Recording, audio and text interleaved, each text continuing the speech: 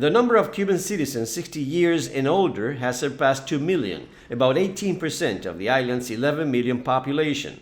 This growing number of aging people is something that concerns local authorities and experts.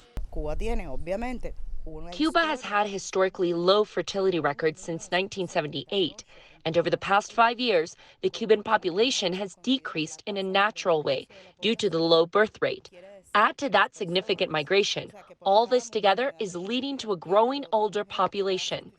The Cuban government is implementing a demographic attention program focusing on creating jobs.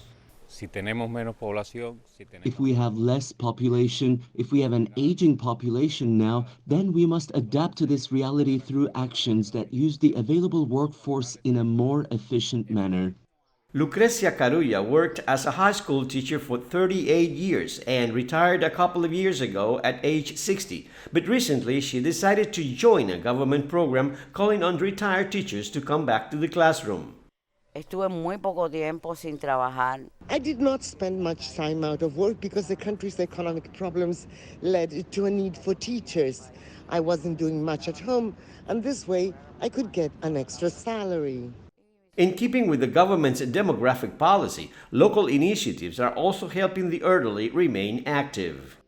The aging trend in Cuba is projected to give the country the 9th oldest population in the world by 2050. More than 1 out of 3 Cubans will be at least 60 years old.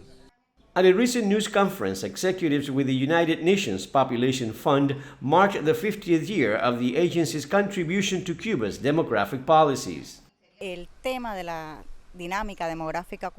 Demographic dynamics have always been at the center of our cooperation with Cuba. We have backed nationwide surveys on aging as key elements for local policies, as well as initiatives which look at aging not only as a challenge, but as a process in which the elderly can play a participatory and active role in society.